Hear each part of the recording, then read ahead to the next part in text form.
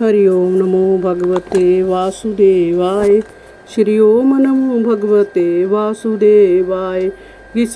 उसे किसी हथियार से ना ऊपर ना नीचे, ना बाहर ना भीतर, ना दिन में ना रात में, ना मनुष्य ना पशु, ना जल में ना धरती पर कोई भी उसे मार नहीं सकता था।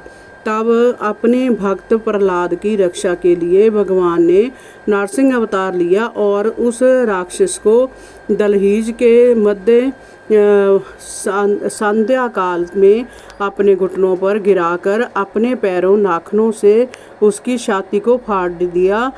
एक बड़े सरोवर में एक ग्राह ने हाथी का पैर पानी पीते समय पकड़ लिया और उसे पानी के भीतर खींचने लगा। तब गजेंद्र की पुकार पर भगवान चक्रधारी गरुड़ पर सवार होकर भागे आए और चक्कर से ग्राह को मार डाला। इस प्रकार उस शरणागत हाथी का भगवान ने उद्धार किया।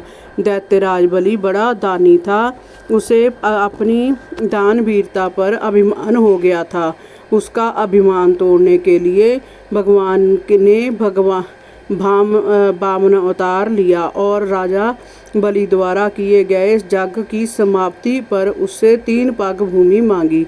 राजा बलि के संकल्प छोड़ते ही भगवान ने अपना विराट रूप बनाया था।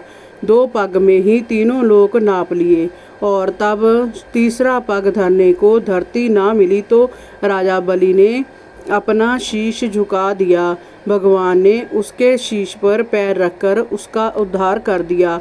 नारद, तुम तो जानते ही हो कि भगवान ने तुम्हारे प्रेम भाव से प्रसन्न होकर हंस रूप में तुम्हें योग ज्ञान और आत्म तत्व को प्रकाशित करने वाले भागवत धर्म का उपदेश दिया था।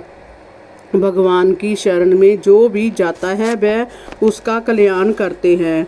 उन्हीं भगवान ने सभी मनवंतरों में शंभु मनु के रूप में अवतार लिया है और मनुवंश की रक्षा करते हुए समस्त दिशाओं में धर्म चक्र परिवर्तन किया है।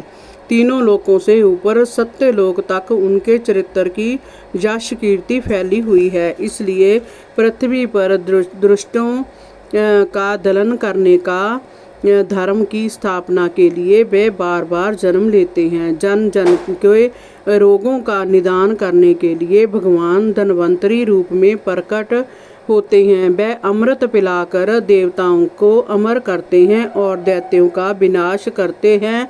संसार में आयुर्वेद का प्रवर्तन करने वाले भगवान धन्वंतरी ही हैं। जब संसार में ब्राह्मण द्रोही राजाओं का वर्चस्व बढ़ जाता है तब वे भगवान परशुराम के रूप में जन्म लेते हैं और दुष्ट तथा विलासी राजाओं का बार बार संहार करते हैं। हरि ओम नमो भगवते वासुदेवाय। श्री ओम नमो भगवते वासुदेवाय।